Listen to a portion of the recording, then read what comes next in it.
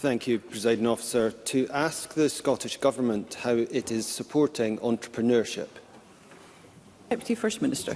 Well, recent Tech Nation data shows Scotland's start-up economy is booming. Our 19% growth rate is among the fastest in Europe. Our ambition is to establish Scotland as one of Europe's fastest growing start-up economies. That's backed by a record £30 million of investment this year, including a £2.9 million proof of concept fund, translating research discoveries into commercial propositions. And we, of course, continue to support TechScaler as well, amongst Europe's best start-up incubators, and I believe one of this government's finest achievements. Maurice Golden. I thank the Deputy First Minister for that response. The NatWest Accelerator programme has already supported over 10,000 new businesses, created 12,000 jobs and drove £700 million worth of investment. This should be celebrated. However, throughout Scotland, businesses consistently raise concerns about a fragmented funding landscape, overly complex procurement processes and the sheer number of agencies they are expected to navigate, over 300 in total. Does the Deputy First Minister agree that business support must be simplified and streamlined to ensure entrepreneurs are better supported to make their ambitions a reality? Deputy First Minister. The very principle that underpins Maurice Golden's question is what prompted Mark Logan to essentially design the blueprint which we've been putting into place over the last few years. And if you look at the compound annual growth rate, for example, of key European start-up economies, it shows that the approach taken to streamline is working. I mentioned Scotland's 19% growth rate. If I compare that, UK 12.5%, France 12%, Sweden 10%, Netherlands 10%. So whilst there's obviously continued work to do, bringing everything together into TechScaler is one example. Equally, in an adaptable and innovative market, you don't want to over-micromanage the process either. So I believe that the approach that we're taking is working, but we need to collaborate with NatWest and others. And of course, NatWest figures out earlier this year showed again that we continue to grow this year in terms of the highest number, one of the highest numbers of start-up rates in UK. Audrey Nicholl. Thank you, Presiding Officer. And I welcome the record funding for entrepreneurism the Scottish Government is investing this year, which comes alongside the news that Scotland is now the fastest growing start-up nation in Europe. So can the Deputy First Minister say any more about the renewed support the Scottish Government is providing to start-ups and any collaboration with the private sector? Deputy First Minister. I thank Audrey Nicholl for that point around collaboration with the private sector. One of the best examples in recent weeks has been the commitment to co-invest in Scottish Edge. So we have committed to investing £3.6 million in Scottish Edge over the next 3 years, which means that leading entrepreneurs have committed additional funding to Scottish Edge. Our risk capital market grew 19% to £704 million, with significant private sector participation as well. So all of that is all of these are examples of what's actually happening. In other words, it's outcomes and outputs rather than just focusing in on the inputs. Question number 3, Liz Smith. To ask the Scottish Government what discussions it has had with Transport Scotland about motorway gantry signs. Cabinet Secretary Fiona Hislop. The messages displayed on electronic signs on gantries are part of the Traffic Scotland service provided by Transport Scotland. Traffic Scotland gathers real-time information on Scotland's trunk road and motorway network, and this informs messaging displayed on gantries. Messages can include reduced speed limits, implementation of lane restrictions, or information regarding incidents or congestion ahead. These messages are deployed as soon as possible after verification and aim to reduce the disruption that is caused by trunk road closures, congestion, events, roadworks, adverse weather, accidents and other incidents. When gantry signs are not being used to support a high-priority operational response, such as those above, background safety information is displayed to coincide with topical events or other areas of road safety focus. Those messages are reviewed annually by Traffic Scotland. Liz Smith.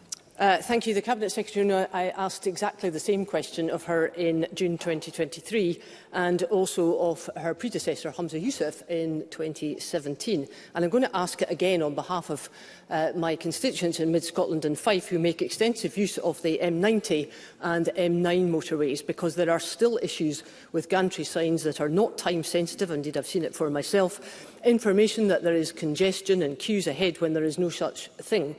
And that's unhelpful to drivers who have to make a decision about which roads that they're going to take. So this time in asking, can I ask that these constituents be assured by the Cabinet Secretary that will press Transport Scotland to do something about this ongoing problem? Cabinet Secretary. So it is important that dynamic messaging is timely and accurate. Also, driver frustration, whether it's dismissal or others, should be avoided. But obviously there are thousands of messages displayed and removed on a daily basis in response to changing and dynamic situations. And indeed, when she last wrote to me, we asked if there were any specific occurrences, because specific occurrences can actually help improve the quality control. And indeed, Traffic Scotland undertook quality checks in November 2023 following the intervention by the member.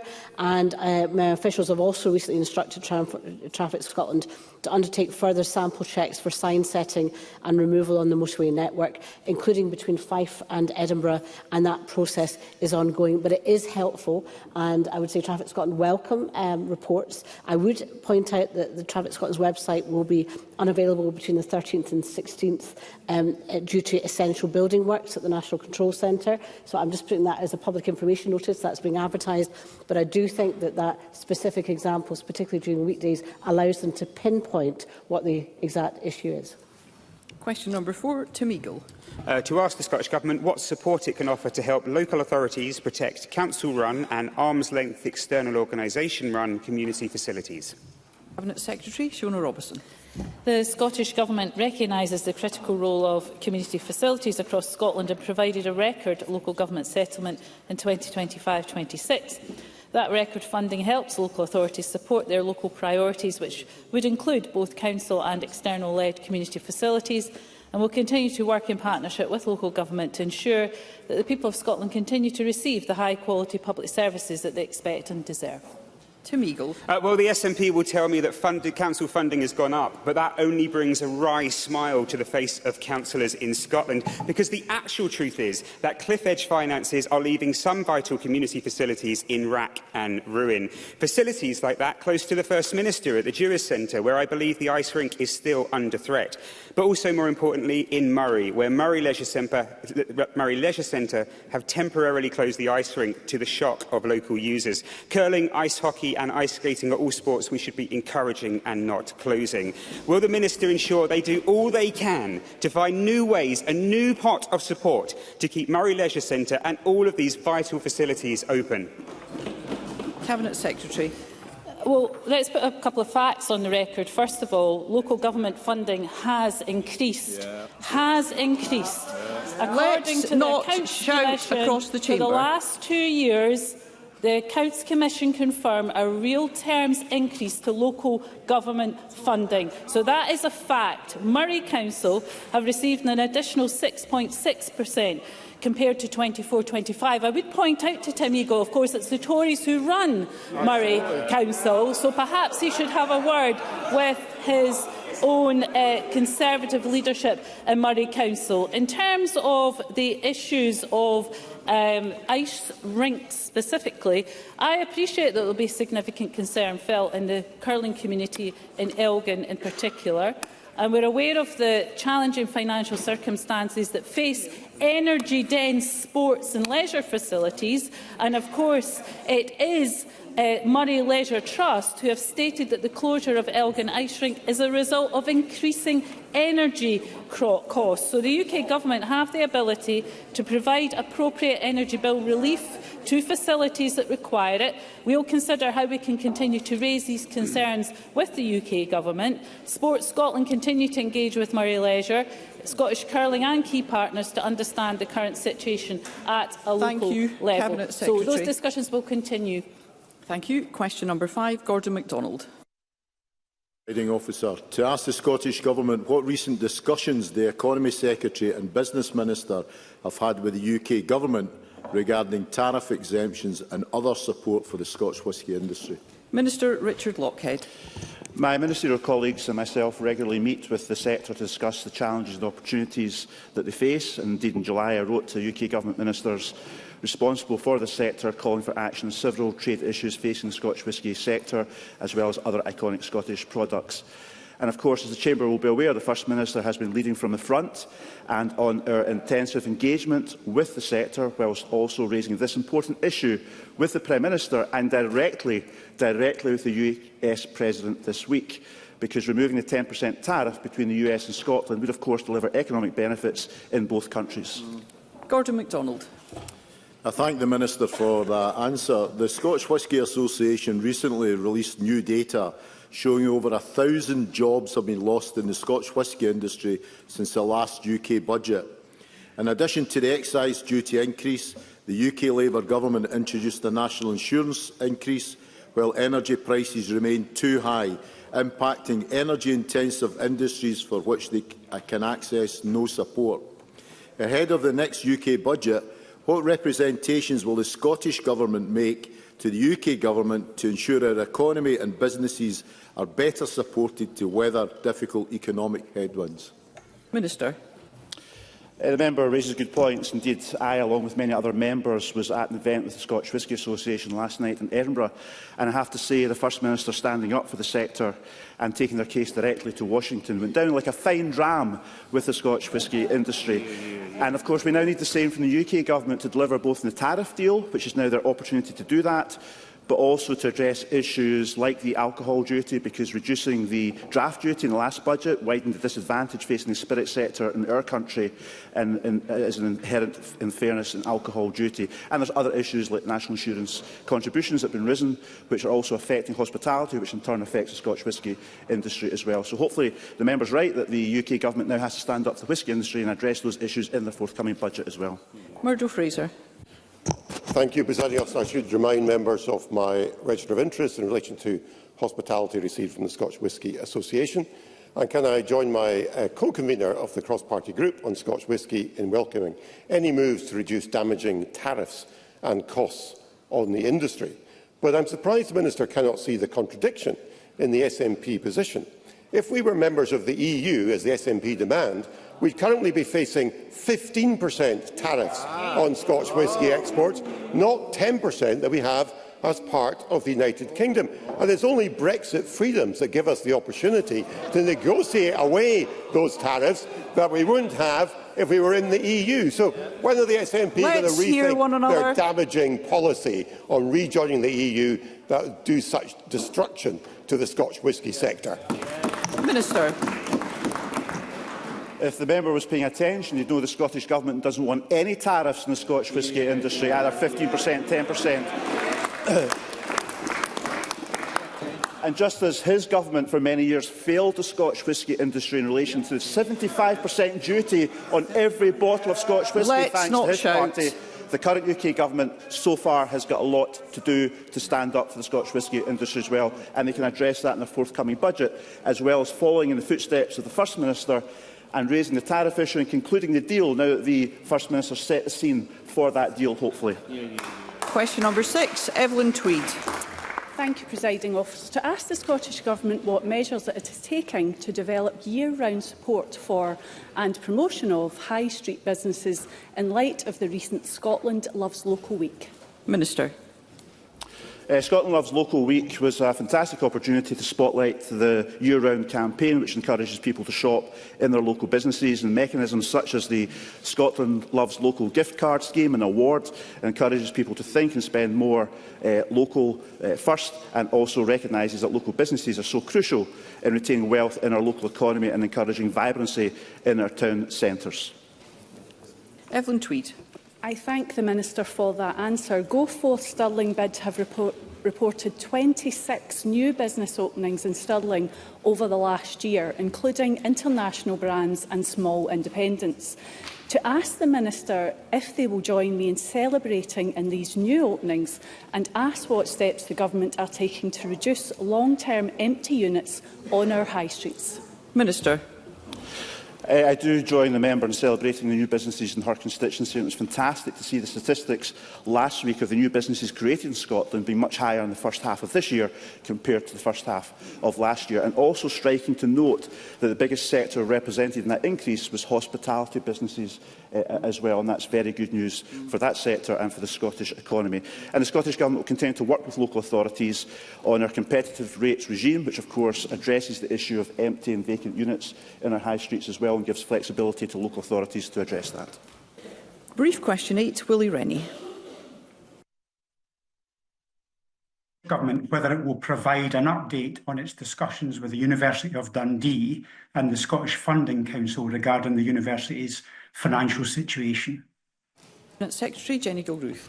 Since my statement to Parliament in June, I visited the university and held several meetings with university leadership and the Scottish Funding Council, as well as engaging with trade unions and local MSPs, including Mr Rennie. My officials are holding weekly trilateral meetings with the SFC and the university. A university recovery plan was submitted to the SFC in August, and the SFC wrote to the university a week later with an alternative approach. All parties are now working urgently towards an agreed way forward that ensures a long-term managed recovery. Willie Rennie. Ministers continue to say that the situation is urgent, but we're almost a year on from when we first discovered the depths of the problem at the University of Dundee. We need a sustainable recovery plan for Dundee. When is it going to happen? Cabinet Secretary.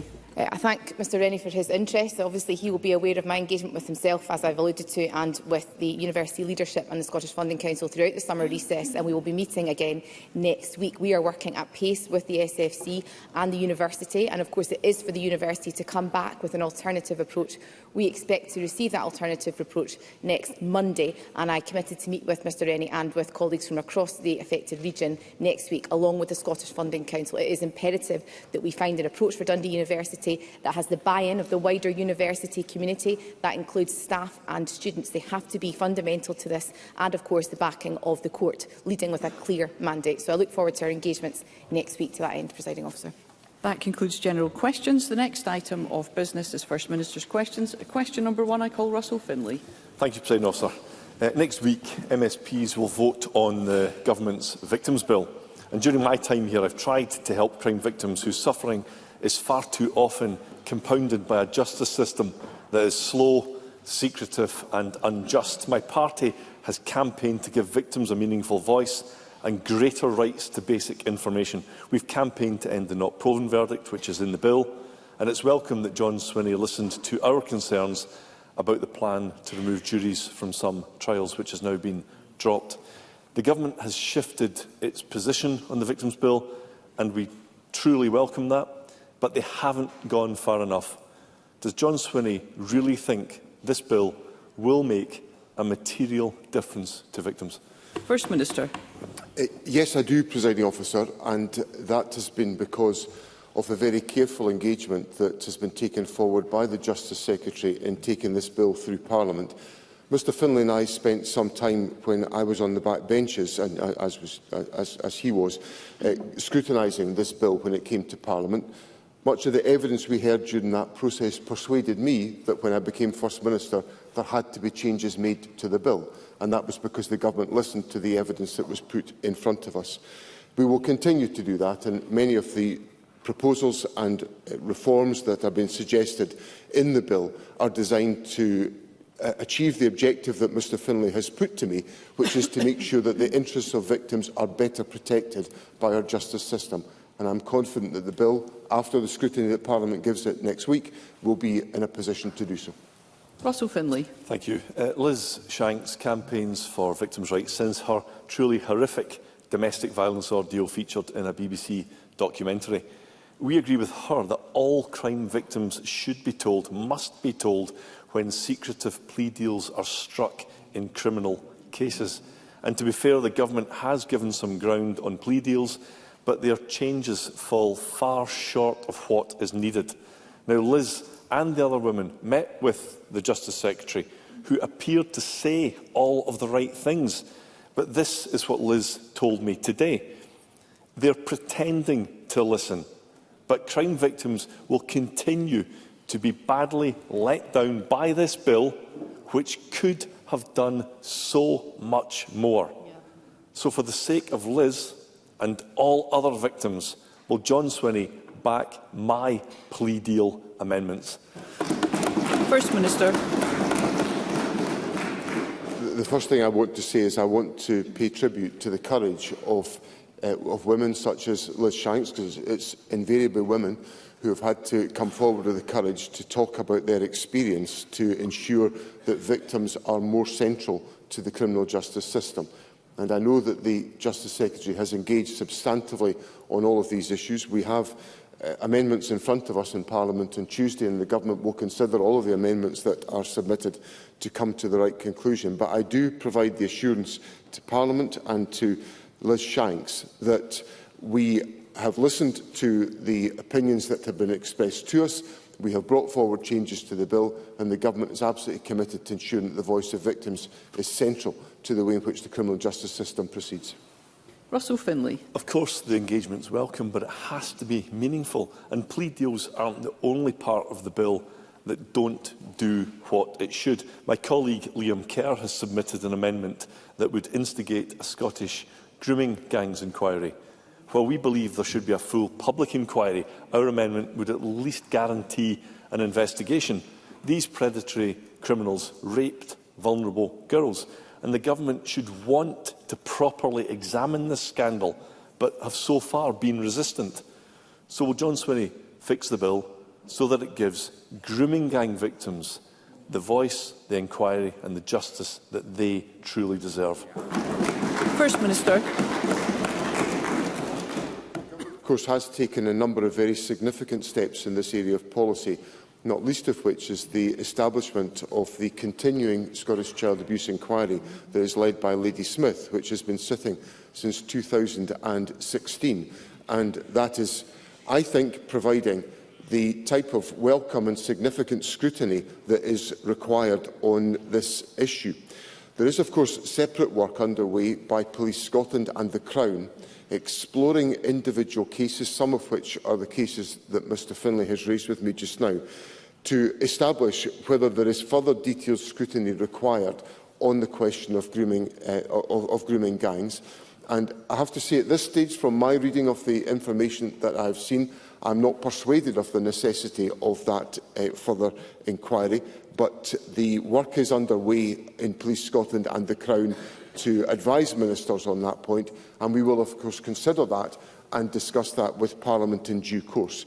But I think it is important that I make clear that the criminal justice system has taken very hard, significant action to bring people to account for utterly unacceptable behaviour, and that will remain the case. So Finlay.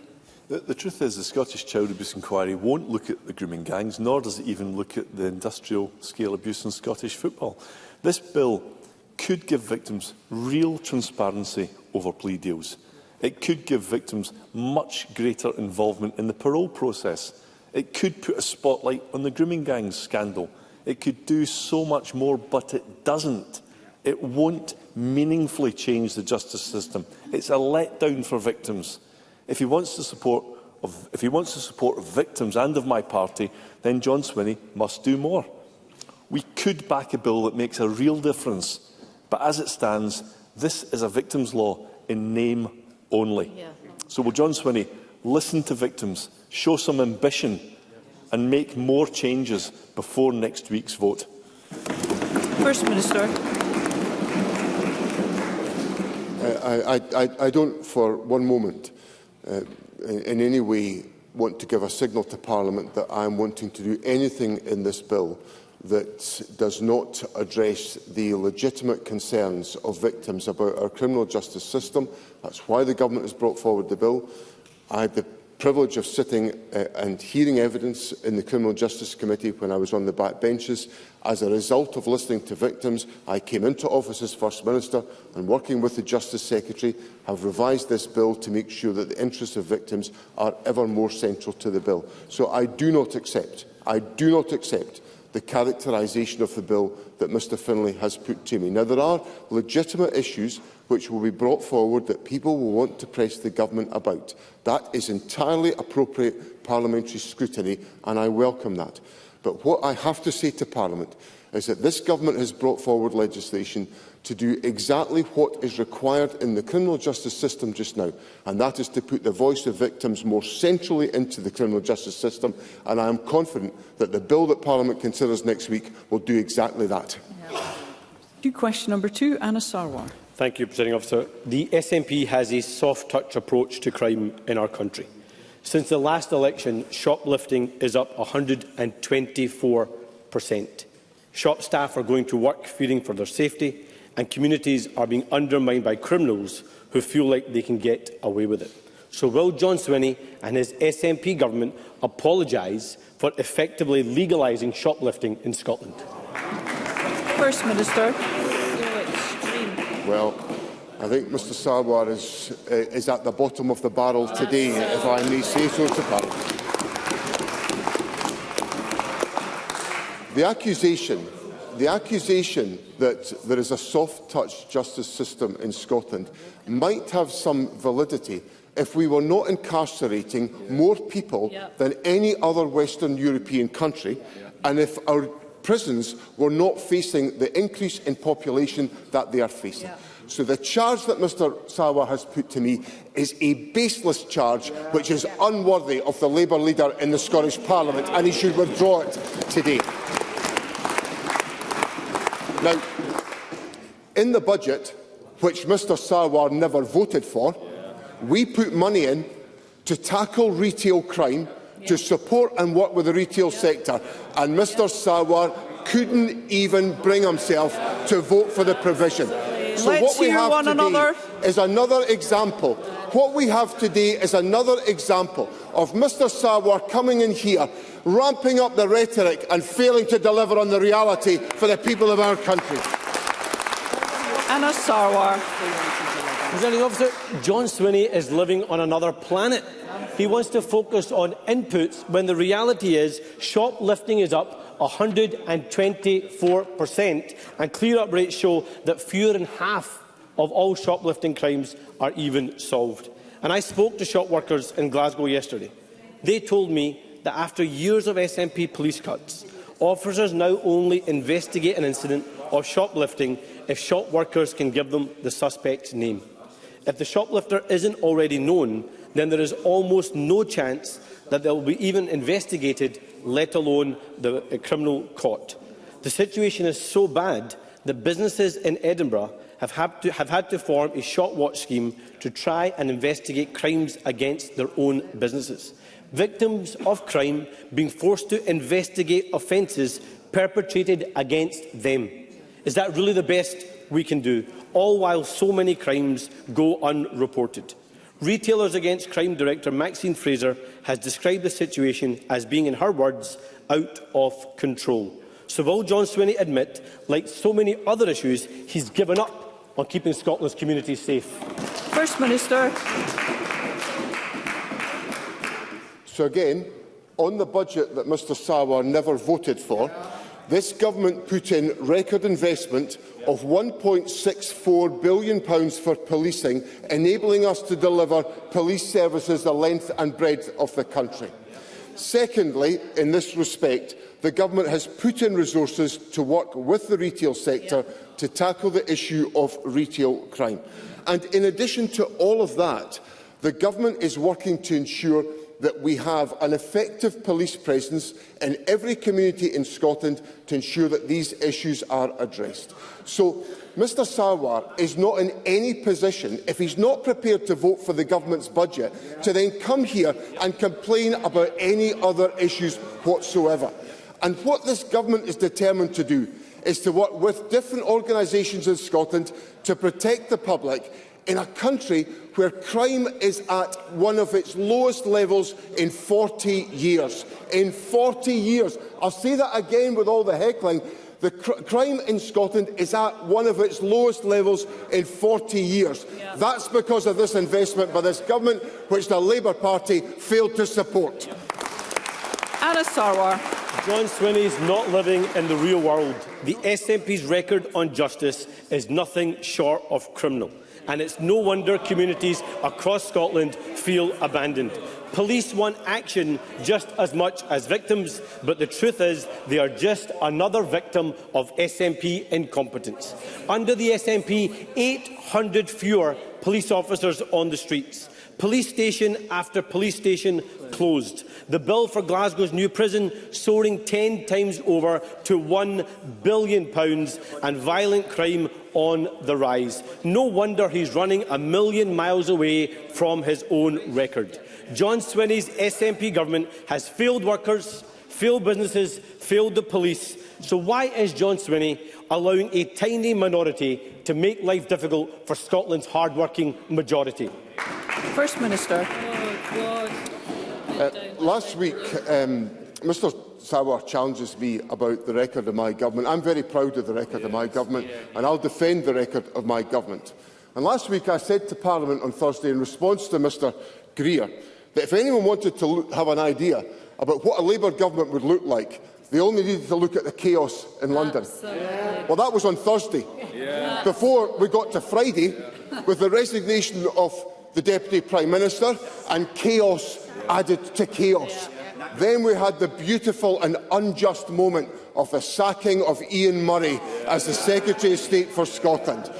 How on earth can the Labour Party come here and challenge me on the record when they're presiding over the shambles that the Labour government is presiding over in Westminster? The Labour Party's got nothing to offer Scotland. This government's delivering for the people, and we're going to carry on doing exactly that.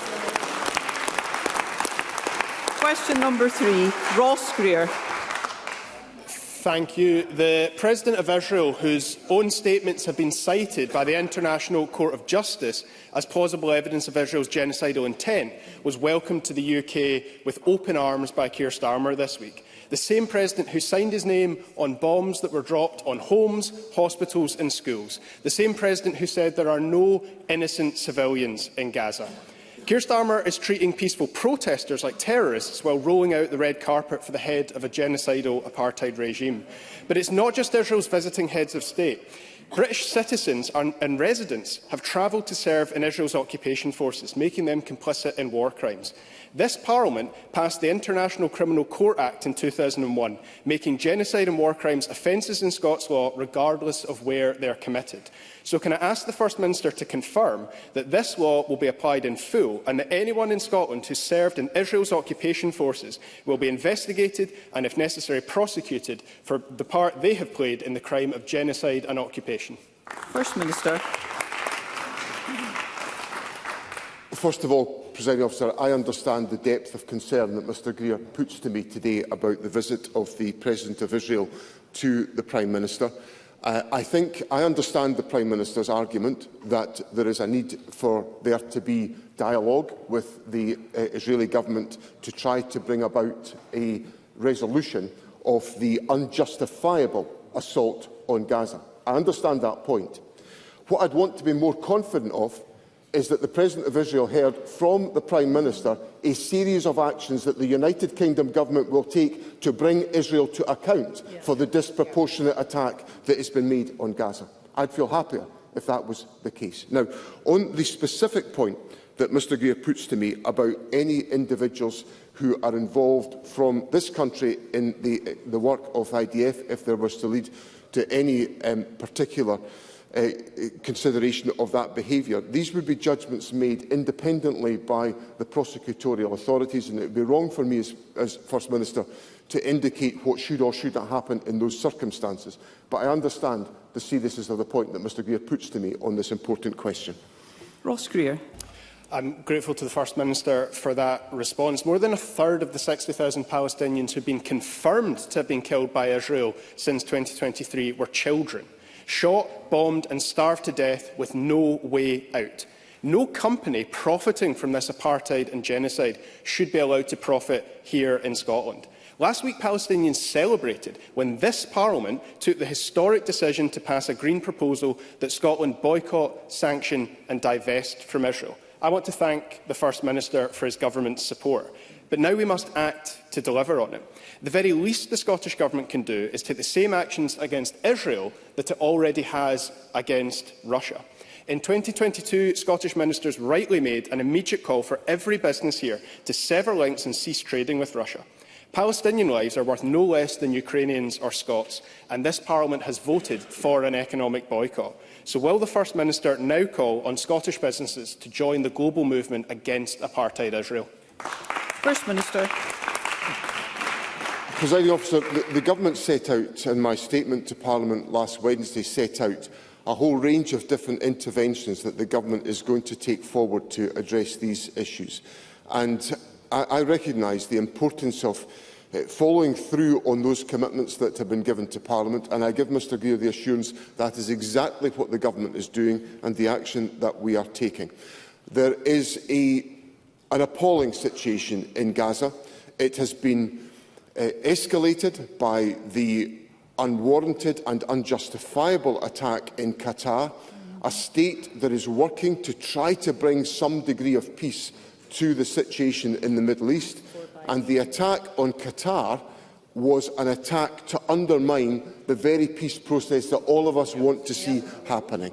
So that brings me back to the starting point of Mr Greer's question, which is that there is a necessity for the United Kingdom Government to use its diplomatic influence with the Government of Israel to work with other partners to make it abundantly clear that the conduct of the Israeli Government is completely and utterly unacceptable, and there needs to be an immediate ceasefire and the flow of humanitarian aid, and we need to start the process of recovering for the lives of people in Palestine whose lives have been absolutely devastated by this unwarranted attack.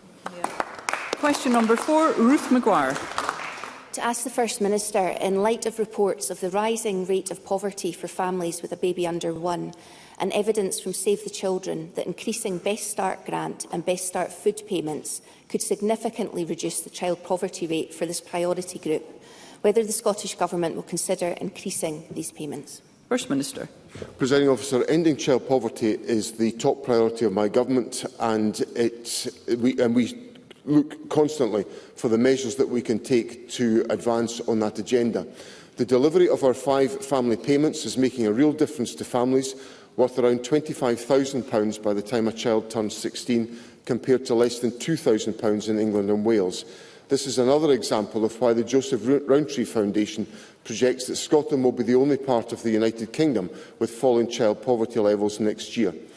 We are also taking forward other measures, such as the lifting of the 2-child limit, which, of course, if that action was taken by the United Kingdom Government, which it should be, that would free up to £150 million in Scotland, which could be spent on additional child poverty measures here in our own country.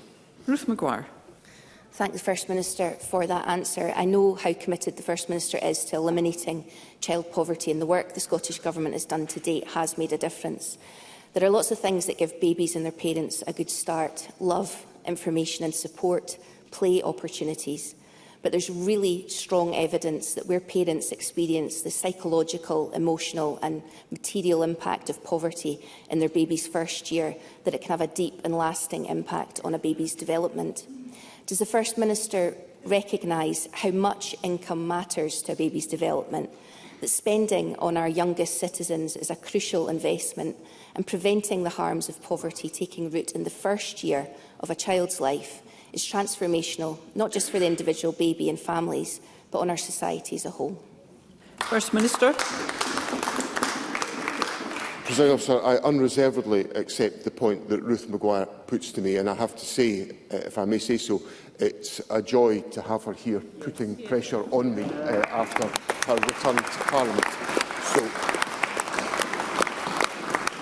I simply encourage Ruth Maguire to continue championing these issues and putting pressure on the Government to do more, and I very much welcome her contribution to that. I accept the points that are made about the importance of that first year in a child's life. The Government is actively exploring what more we can do. In my earlier answer, I said we're constantly looking to identify additional interventions we can make. Obviously, I have to be mindful of the resources that are available, but the plea that is made by Ruth Maguire is heard loud and clear here in the Government bench, and I will do everything I can to make sure that the ambitions of the government to eradicate child poverty and to make that difference in the first year of a child's life is something that will be central to our thinking in the period to come. Question number 5, Brian Whittle.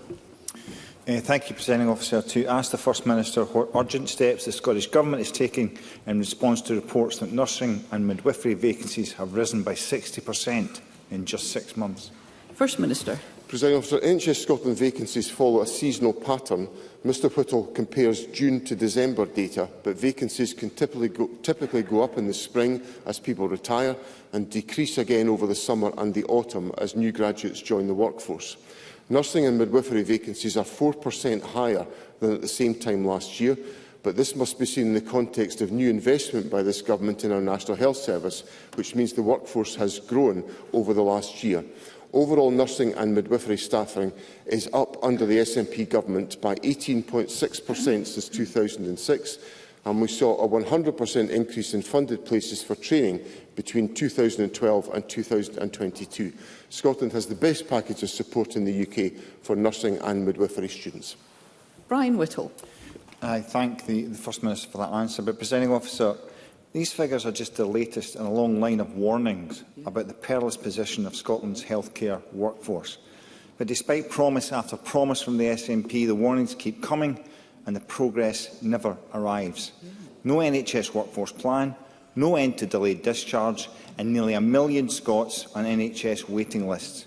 Meanwhile, NHS staff are crying out for investment in facilities and technology to improve working conditions and patient care. Presiding Officer, last week the Health Secretary declared that a target to end waits of longer than a year was now just an aspiration. Well, aspiration will not solve this escalating staffing crisis. So can I ask, when will the First Minister take the real action to deal with staffing crisis in our NHS? First Minister.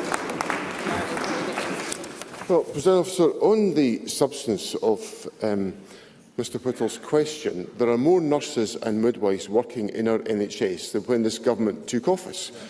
Over 67,000 more nurses and midwives working in the NHS. So Mr Whittle says, when's the action going to come? The action has come and it is being delivered. He asks about the performance and other aspects of the health service. I have to tell Mr Whittle that the number of operations performed in July was the highest in 5 years, an 8.9% increase. Even more people are being treated at our national treatment centres this year than ever before. Our rapid cancer diagnostic services mean that people are getting faster diagnosis after referral.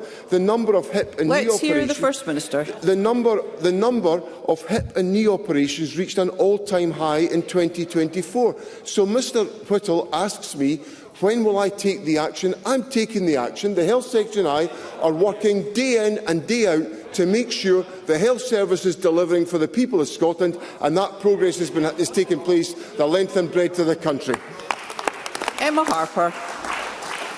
Thank you, Presiding Officer. Our tireless and dedicated workforce is the greatest asset of our National Health Service. So while the Tories and Labour consistently talk down our NHS, can the First Minister just reiterate how the Scottish Government instead continues to support and grow our NHS workforce? First Minister. Well, President, so let me just say, as I've just said to Brian Whittle, but because there was so much shouting, I'll say it again so that people hear it this time. There's more staff working in our NHS now than when this Government took office. Through record levels of investment, we have delivered 13 consecutive years of workforce growth. GP numbers are going up, and our Agenda for Change staff, including our nurses and midwives, remain the best paid in the United Kingdom. So this Government is prepared to invest in the workforce of our National Health Service because they're doing an excellent job. I pay tribute to them, and despite the points made by the Labour and Conservative parties, this Government will take the action to put the budget in place to pay for these staff, to deliver the health service performance and to deliver for the people of Scotland. Carol Mockin. Thank you, Presiding Officer. Scottish Labour warned the Scottish Government about the consequences of poor NHS workforce planning.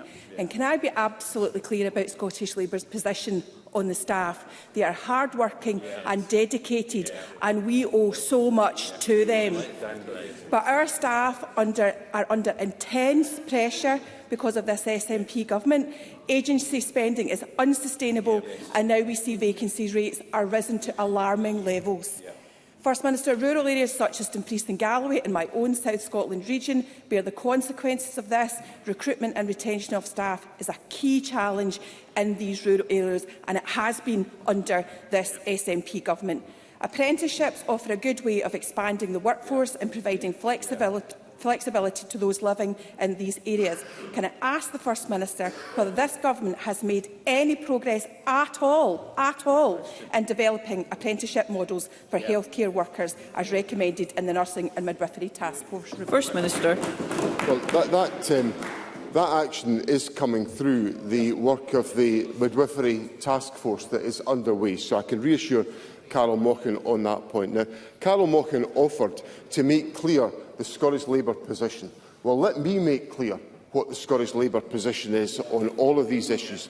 The Scottish Labour position is that none of them, not one single one of them, was prepared to put their support towards the government's budget, which actually pays for NHS staff the length and breadth of the country. That is a pathetic contribution from the Scottish Labour Party. And I'll tell Parliament what the other Scottish Labour position is. The Scottish Labour Party is umbilically linked to the Labour Party in London and the UK Labour government. And what is the Prime Minister doing? The Prime Minister is making it more difficult for healthcare workers to come from other countries to work in this country, and that is 26% of our social care staff come from other countries, and the Prime Minister is shutting the door on all of that. So the Scottish Labour Party has got nothing to offer this Parliament on the health service. Scottish Labour are delivering a lack of support to the National Health Service. This government is delivering for the NHS in Scotland. Question number 6, Paul Swinney.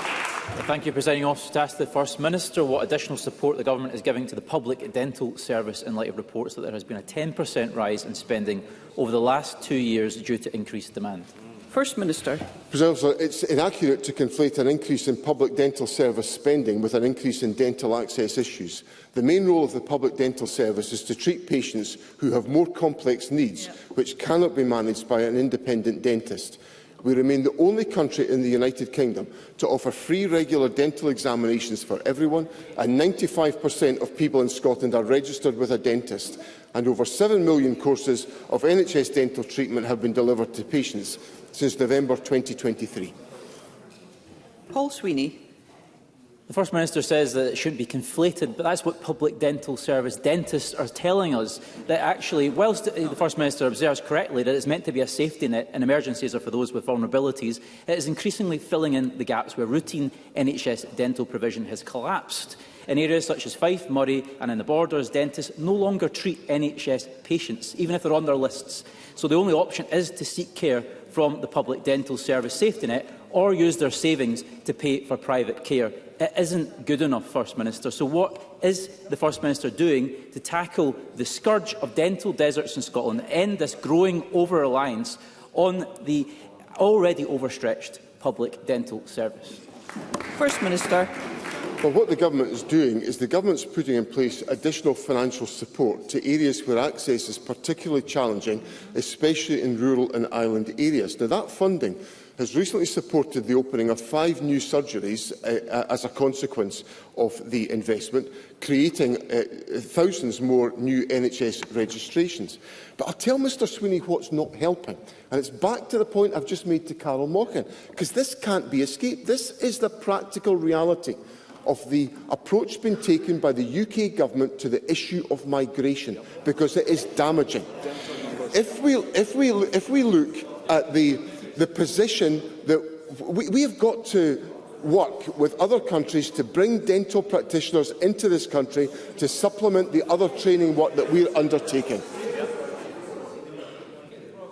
In July, the Labour government in Westminster removed dental hygienists, dental technicians and dental nurses from the Skilled Worker Sponsorship Scheme.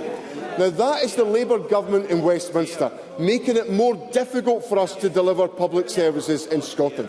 So I encourage Mr Swinney to join and work with the government in trying to ensure we have a rational debate about migration, a rational approach to migration, rather than the chase to compete with reform, which has consumed the Starmer government in London. Question number 7, Jamie Green. Thank you, Presiding Officer. To ask the First Minister whether the Scottish Government will review its policy on public sector settlement agreements in light of reports that £4 million of public money was spent on public sector payoffs in 2023 to 2024. First Minister. A review of the severance policy for Scotland concluded in 2023 and was reflected in robust controls being in place to scrutinise expenditure in line with the Scottish Public Finance Manual. Settlement agreements address specific employment issues in individual organisations, and the number and the nature of these can vary between years. It should be noticed that settlement agreements are used rarely and only in very limited circumstances. Jamie Green. Can I thank the First Minister for that answer? I do beg to differ, though. That was £4 million last year. The year before, it was £1.5 million. In fact, over the last 5 years, there have been 300 such settlements, costing £10 million of public money. And a third of those came with confidentiality clauses attached to them. £10 million, First Minister, would go some way, for example, to fund Liz Smith's outdoor education bill, wouldn't it? But my primary concern about all of this is what seems to be a growing trend of reward for failure amongst senior public sector executives, be it Ferguson Marine, the Water Industry Commission, the NHS, the SQA. Well-paid civil servants are walking away from failure with a large cheque in return for a gagging order, whilst those at the bottom of the pay ladder are struggling. So can I ask the Scottish Government if they think these huge payoffs are appropriate, and when, First Minister, will we see an end to the secrecy around these deals as well? Always through the Chair, please. First Minister. So first of all, on the question Mr Green raised in his point, the question of low pay. And of course, in the pay deals that the Government has presided over, we have a much more significant emphasis on increasing pay at the lower levels of pay than at the higher levels of pay. And that is now, Mr Green shakes his head, but I invite him to go and look at the pay deals that the Government has presided over, and that's exactly what has happened in countless pay deals. My second point is that I actually have a lot of sympathy with the point that Mr Green makes, because he said to me that these arrangements should not be in relation to failure, and they shouldn't be. There should be proper accountability in the way in which these are exercised, which is why the Scottish Public Finance Manual is constructed in the way it is, to make sure that point is central to that decision-making. Now, there is variation from year to year in these figures, but I think it is important that it is recognised that we have rules in place around about how these agreements can be put in place. Those rules must be rigorously applied in all circumstances, and there must be a culture of delivering on the expectations of ministers and the public in all of the actions of government. Thank you. We move to constituency and general supplementaries, and I call Michael Matheson. Thank you, Presiding Officer. The First Minister will be aware of the ongoing concern for the important manufacturing jobs in my constituency at Alexander Dennis's, the bus manufacturer. Today, the company have announced a final extension to their consultation period, which will now conclude on Monday of next week, and also that the trade union ballot has overwhelmingly supported the introduction of a furlough scheme, which is to be welcomed. However, he will recognise that critical to securing these manufacturing jobs for the future is securing new orders. Can I therefore ask the First Minister, can he set out what action the Scottish Government have taken to support Alexander Dennis in securing new orders, and if those new orders and the negotiations have been progressed sufficiently in advance of Monday, when the consultation closes, where the outcome of those negotiations will be announced? First Minister. Can I first of all thank Mr Matheson for his assiduous representation on behalf of his constituents. And share with him that the Government has been working intensively with partners, including the trade unions, Scottish Enterprise, Transport Scotland and Alexander Dennis, and we've had full and active cooperation involving a number of ministers over the course of the last few weeks and months, and it has been an entirely constructive period of engagement. I very much welcome the positive developments that have taken place. Mr Matheson referred to the extension of the current consultation period to Monday, which is very welcome. I also welcome the decision of the trade unions to take forward the modernisation operations that have been put in place by Alexander Dennis. These are all encouraging signs, and we are working collaboratively with the company and with others in relation to the sourcing of orders. I expect there will be the ability to provide a further update on this next week, and the Deputy First Minister will be able to update Parliament accordingly on the steps that we are taking in relation to a salary support scheme with ADL and other relevant issues in relation to new orders. Liz Smith. Does the First Minister agree that when a bill passes at stage 1, thereby reflecting the will of Parliament that it should proceed to stage 2, the Scottish Government has a democratic obligation to lodge a financial resolution? First Minister. I understand the importance that Liz Smith attaches to the issue that she raises about her current bill. I am very mindful of that support, and I am mindful of the position of Parliament.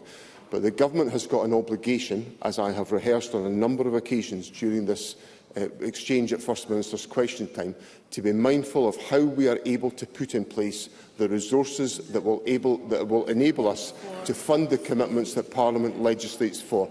That is an absolute obligation on the Government when we bring forward legislation, and we have to be satisfied that such an approach applies to all legislation. Neil Bibby. Thank you, Presiding Officer. Some of the bravest people I have the privilege to represent depend on the Disability Resource Centre in Paisley. It's just one of the services facing closure next week as the local Health and Social Care Partnership tries to fill a multi-million-pound black hole in its budget. My constituents who go there tell me the centre gives them a purpose in life, a reason to get up in the morning. One told me that he has struggled to eat due to the worry caused by the proposed closure, and that he feels a sense of hopelessness. The First Minister will be aware that the Scottish Government funds both Renfrewshire Council and the local health board, the bodies that make up the Health and Social Care Partnership. The people who rely on the Disability Resource Centre in Paisley are asking if the First Minister will come to their aid. Will he? First Minister. Presiding Officer, I understand the importance of services such as the one that Mr Bibby raises with me. The Government has, in its financial provision, put in place increased support for both Renfrewshire Council and for Greater Glasgow and Clyde Health Board in the budget provision that we put in place, and both of those bodies fund the integrated joint board that will consider these issues.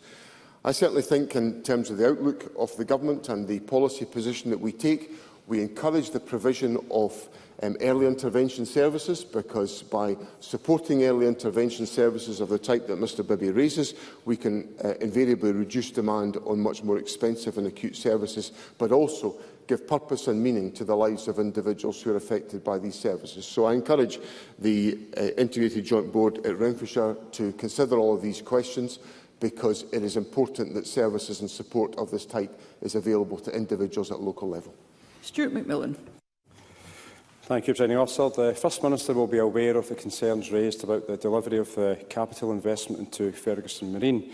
So I'd be grateful if the First Minister can provide an update on this capital investment as proposed by the Scottish Government and also passed at the budget earlier on this year. First Minister. So the Government has committed to invest £14.2 million over a two-year period in Ferguson Marine, subject to due diligence and commercial standards being met. This investment has already commenced with targeted early action to address essential repairs, health and safety improvements and upgrades to facilities and equipment that directly support the Yard's current projects. The Government will continue to support the business to secure new work and to deliver a sustainable future for the Yard and its skilled workforce, and that involves also committing to investment in the Yard. Miles Briggs. Thank you, Presiding Officer. The Scottish Government announced in July £5 million to help with the recruitment and retention of skilled staff and sustainable services for the hospice sector. Scottish ministers have still not released this funding. However, we have seen the Edinburgh Health and Social Care Partnership decide to reverse a 3% inflationary uplift to funding for hospices here in the capital. St Columba's Hospice Care and Marie Curie Edinburgh are warning that essential palliative end-of-life services are now at serious risk due to this funding decision. Does the First Minister agree with me that it is totally unacceptable for our hospices to have funding given with one hand and then taken away with the other? Will he ask the partnership to reverse this decision? And will the First Minister now investigate why Scottish Government funding for our hospice sector has not been delivered? First Minister. I'll look into that point about timing, about the delivery, because if the commitment has been made, then the delivery should be put in place. But I don't have that answer at the front of my mind just now, but I'll take that away and explore it. St Columba's Hospice is particularly precious to me. My dear beloved late mother was a volunteer there for many years, so it's an institution close to my heart. So I'll take that away and find out what the situation is. In relation to the giving with the one hand and the taking away with the other, I don't approve of that. I think we shouldn't. If the government gives a commitment which was merited for the hospice sector, and it was necessary for the hospice sector, that shouldn't be used as an excuse by other organisations to take away their funding at local level. That's just not on, really. So let me take away this issue. I'm very sympathetic to the point that Mr Briggs makes to me, and I'll try to establish what the situation is. Michael Mara. Thank you, Presiding Officer. At the preliminary hearing of the LGML inquiry yesterday, counsel to the chair of the inquiry revealed deep concern at the status of the independent clinical review process, which is stalling and threatens the progress of the inquiry. Lord Weir is clearly very concerned the Scottish Government have refused to attend meetings with his team to progress this crucial issue. The Government are not participants in the independent clinical reviews. They establish them and they sponsor them, and it's incumbent on the Government to make them work. So what will the First Minister do to break this impasse and deliver the justice for victims in Dundee and across Tayside, given they have suffered so much already? First Minister. I think as Mr Mara knows, I have constituents who are involved in this issue, so I'm anxious to make sure that not just their interests, but well, my constituents, so I care deeply about them, but that all of those affected in the LGML inquiry are properly supported. I think I'm going to explore the issue that Mr Mara raises with me, because I think I'm concerned that this is an independent clinical review, so it has to be independent of the government to command confidence from those affected.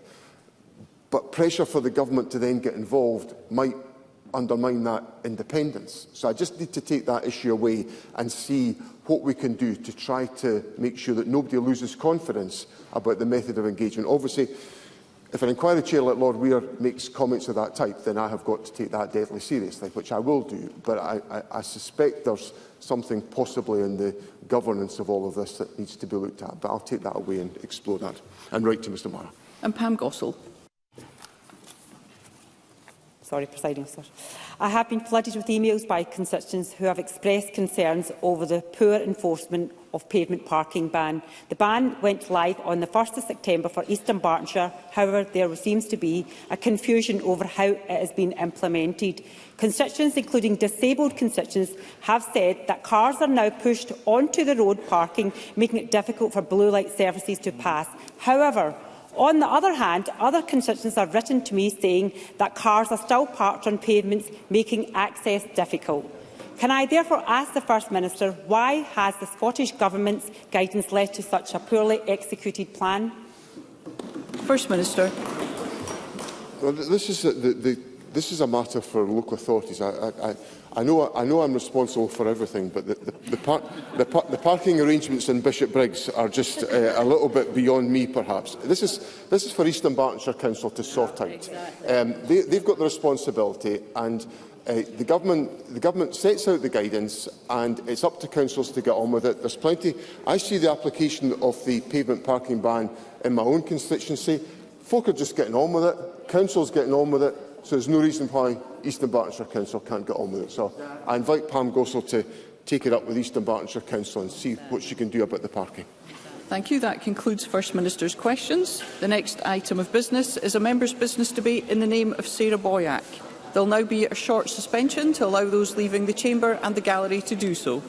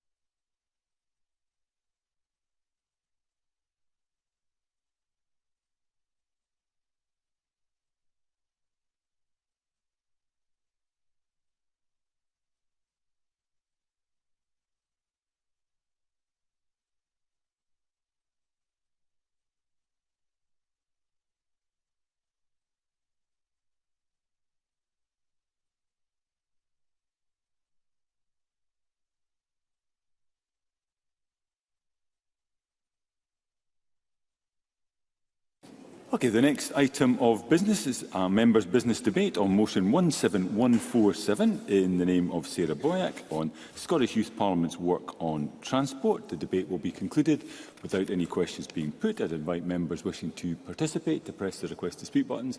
I invite Sarah Boyack to open the debate around 7 minutes. Ms Boyack.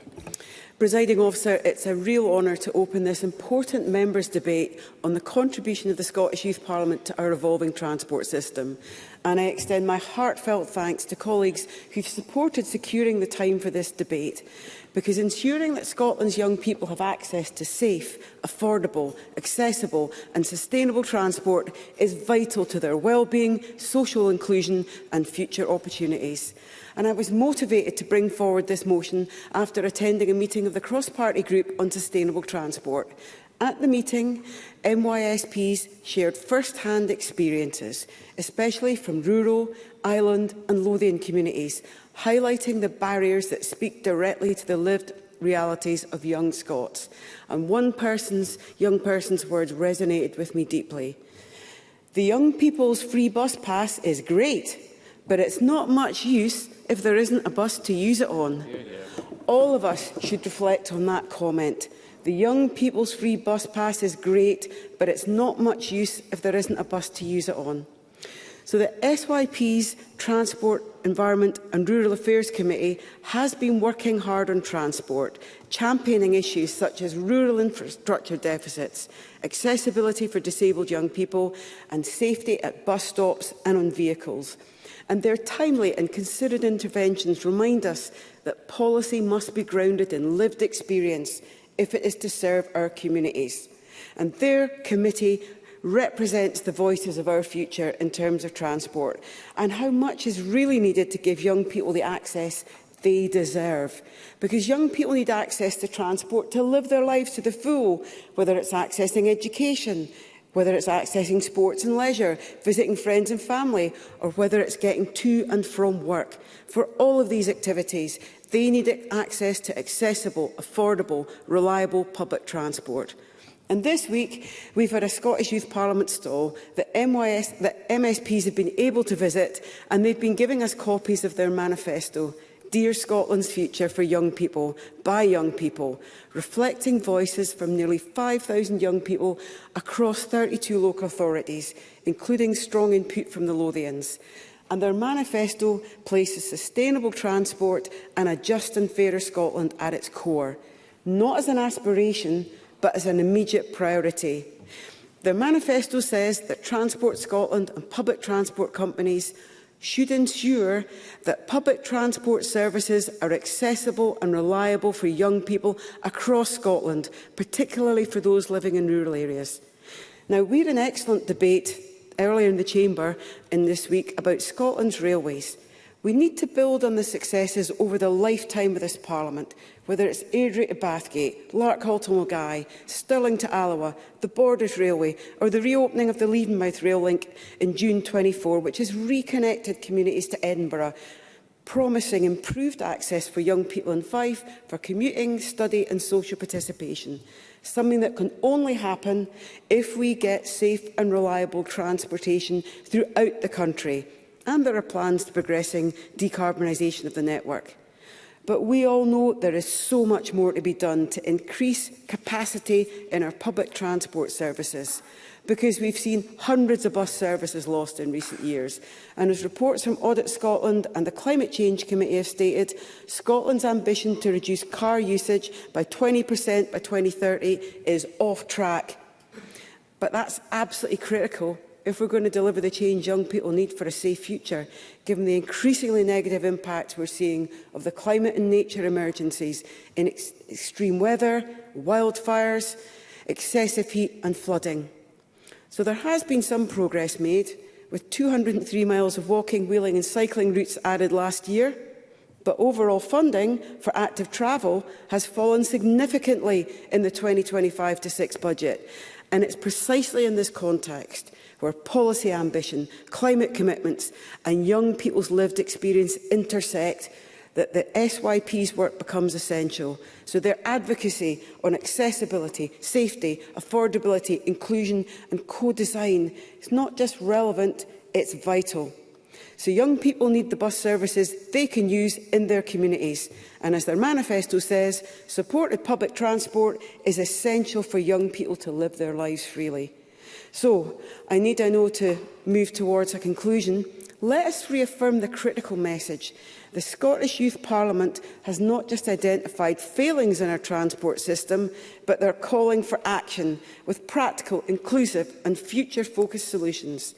And young people need to be involved in shaping our transport services.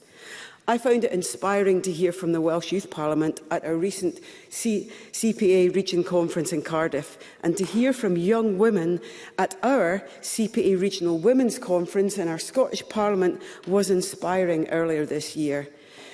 The manifesto from the SYP calls for accessible, equitable transport, safer infrastructure, more reliable rural services and extending free travel to under 26s.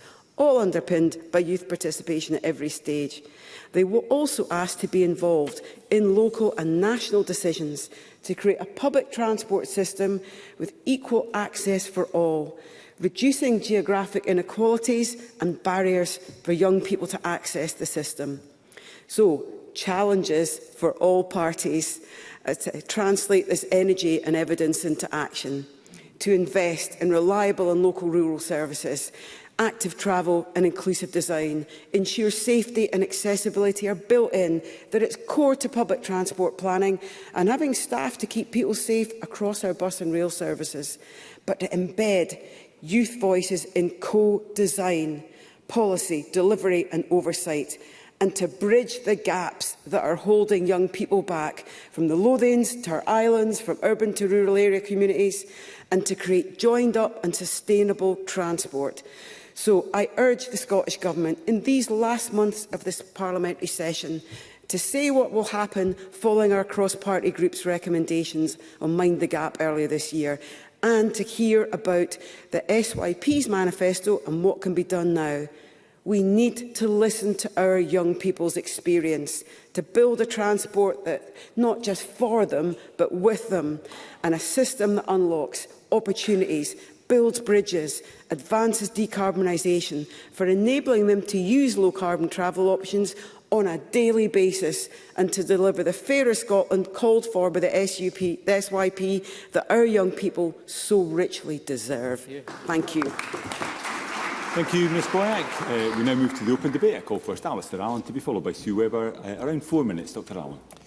Thank you, Presiding Officer. May I firstly thank Sarah Boyack for bringing this important debate to the Chamber today, and also congratulate the work of the Scottish Youth Parliament, whose local representatives are at each of the respective ends of my constituency, Ellie, Denny and Alana Logue. As the MSP for an Island constituency, issues such as flights from island airports, ferry services, rural bus services are topics that are often raised with me. But I think today's debate reminds us that the topic of connectivity has a specific impact on Scotland's young islanders. So can I express my thanks to the Scottish Youth Parliament, especially those rural and island representatives, for their hard work in producing their 2631 manifesto, which sets out, inter alia, the Scottish Youth Parliament's transport priorities on behalf of all young Scots.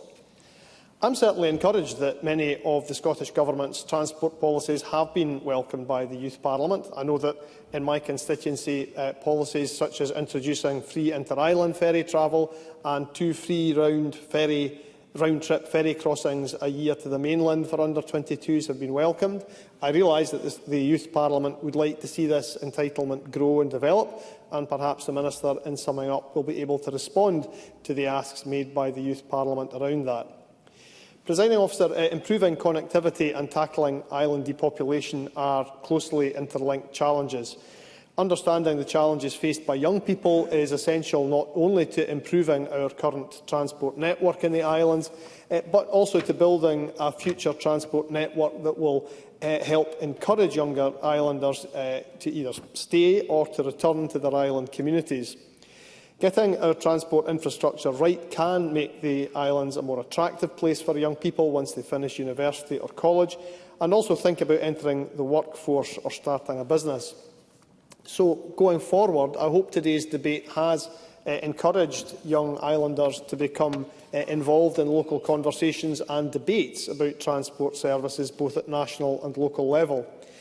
Later this month, Hi-Trans are launching their rural transport strategy here in Holyrood, and I hope that members will find ways to bring members of the Scottish Youth Parliament's views on transport issues into our discussions in this place.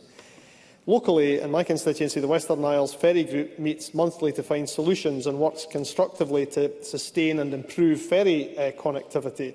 And following recent conversations and attending today's debate, I hope that the group will share my view that inviting a young representative to a forthcoming meeting of that group would be a good place to kick off that conversation.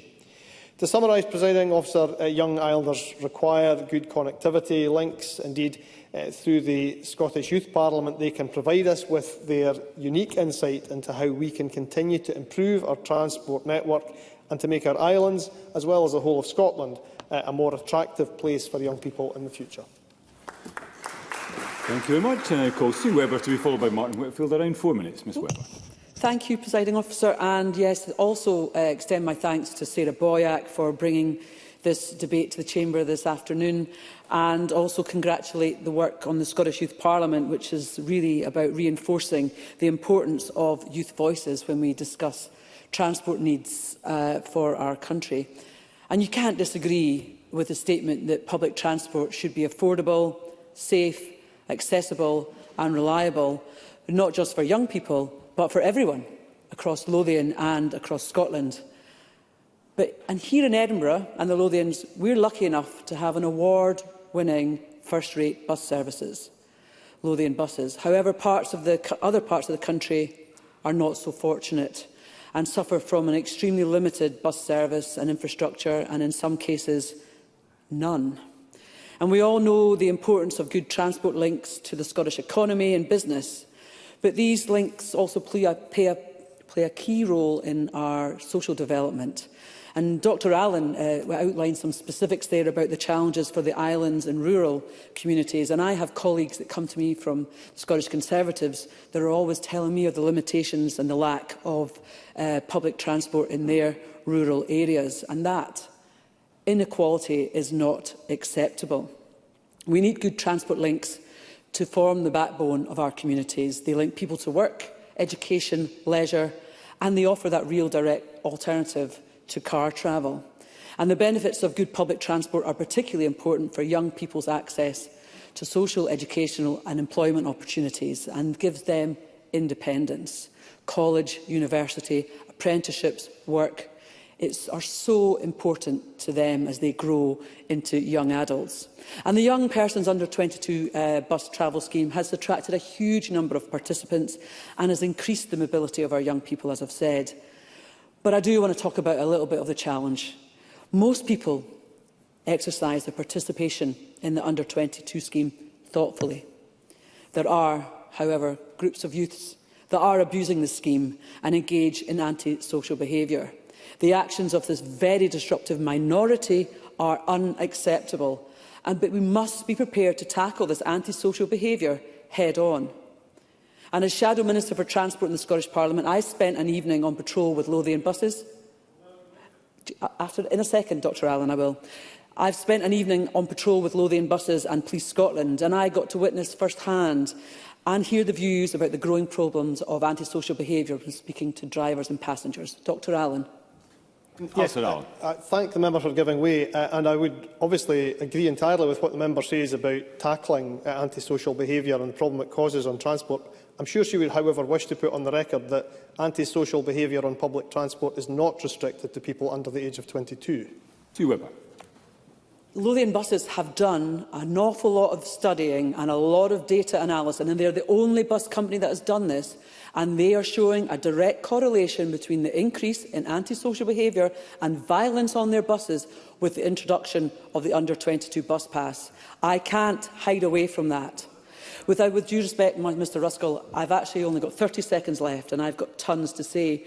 And I know there's no doubt the removal of this free bus pass would make a difference. And I don't want it to be, I want it to be taken for those that are really causing significant antisocial behaviour. And I'm hoping that the Minister will provide in his update as to where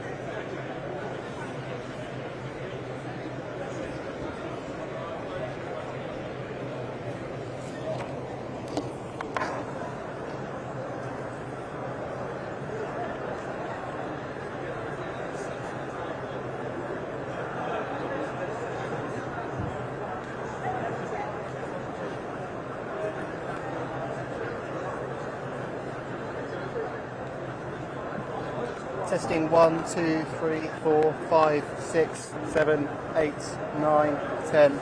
Testing 1, 2, 3, 4, 5, 6.